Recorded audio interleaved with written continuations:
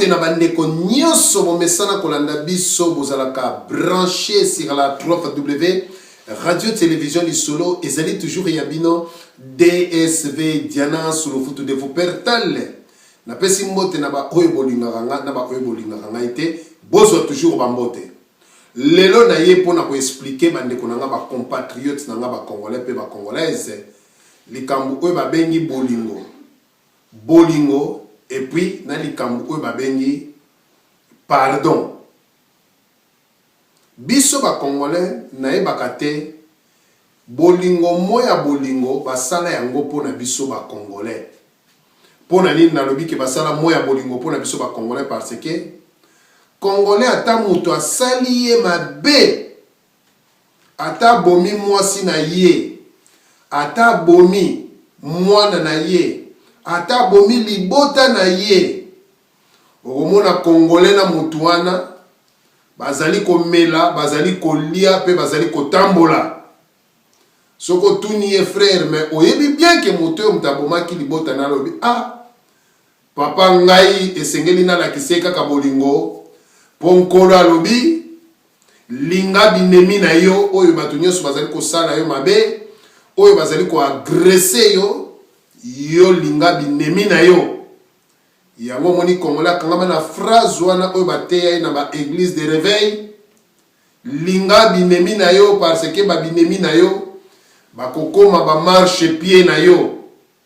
baboma congolais banyata congolais basala congolais mabe congolais kozala toujours na bolingo yango tomoni vidéo soit photo ya Abbé Apollinaire Malumalu ba congolais bele bakomi mawatala ndenge akomi mais boyebi makambo Abbé Apollinaire Malumalu oyo asali biso ba congolais na 2006 te ndenge anyokoli biso na 2006 pe ndeko na ye Ngoi Mulunda na 2011 banyokoli biso mabe wana ba congolais pe ba congolais ebele bakufi bana ya Congo bazali kolela mabe wana ekolanda Abbé Apollinaire de génération en génération Ngoi Mulunda de génération en génération soki ezali normalement ki akomi na état wana azwi lifuta na ye pamba te bana ya Congo baleli ebele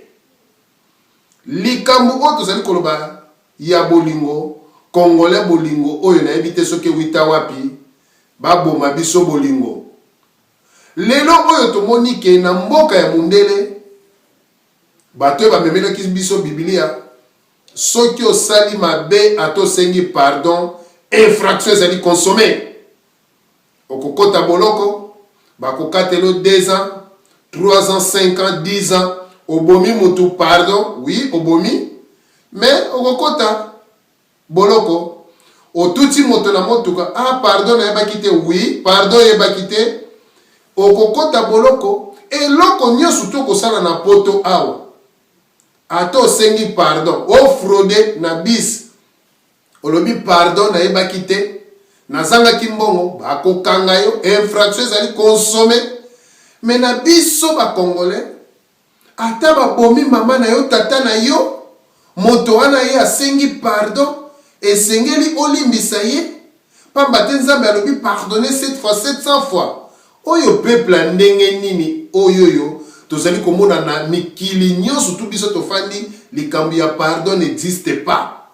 pardon oui oko consommer infraction oyo sali mais pas ya congolais pardon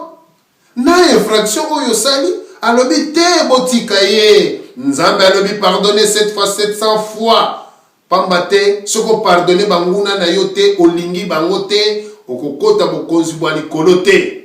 yango nazali ko interpeller bandeko nanga ba congolais pe ba congolaise l'église de réveil soki mboka esikolami eza l'église moko esengeli kokanga yango nyonso tu bato bakende misala bato bayeba tina ya mabele ya bana ya Congo mpamba te soki totiki l'église de réveil oyo ezali ko détruire ba congolais ezali ko lobotomiser ba congolais